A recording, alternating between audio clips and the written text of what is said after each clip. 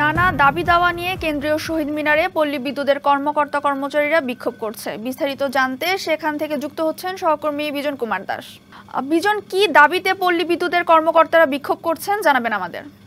দেখুন ফারা, গত 3 দিন ধরে এখানে পল্লী বিদ্যুৎ সমিতির যে কর্মকর্তা কর্মচারী আছেন তাদের বেশ কয়েক হাজার এখানে আমরা দেখি লাগাতার তারা অবস্থান করছেন।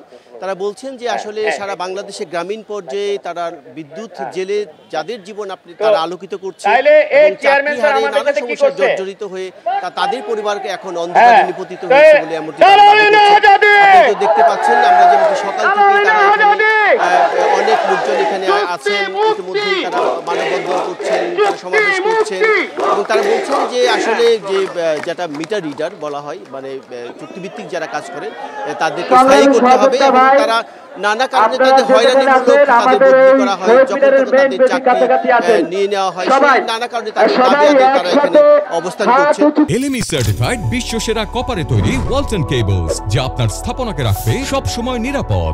এখানে অবস্থান আপনি জানি নাকি এখানে একজন কর্মকর্তার সাথে আমি কথা বলতে চাই।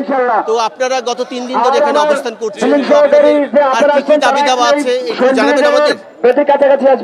ধন্যবাদ ডিবিসি নিউজকে। আমি meter reader cum Messenger Dinajpur পল্লী বিদ্যুৎ সমিতি 1 থেকে এসেছি।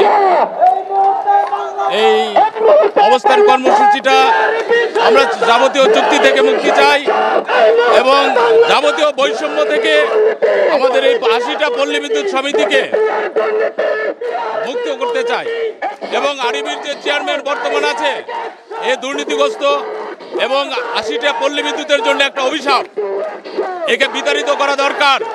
এবং সারা দেশ থেকে এখানে আন্দোলন করতে চলে আসছেন, তো গ্রামীণ পর্যায়ে এখন বিদ্যুৎ সংযোগ কি আছে নাকি বন্ধ রয়েছে? আপনারা কাজ করছেন কিভাবে?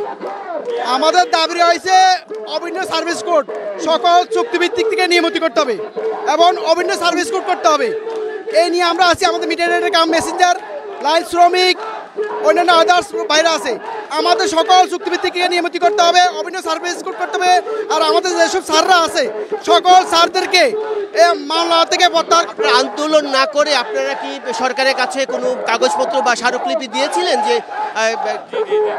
এটা আমরা একাধিকবার জানানো হয়েছে বিদ্যুৎ বিভাগকে এবং বিদ্যুৎ উপদেষ্টার কাছে অলরেডি 45,000 মতো স্বাক্ষর করে অলরেডি সেখানেও জমা দেওয়া। ধন্যবাদ। যেমনটি বলছিলেন যে আসলে তারা সরকারের কাছে আনুষ্ঠানিকভাবে তারা স্মারকলিপি দিয়েছিলেন দাবি দাবা নিয়ে।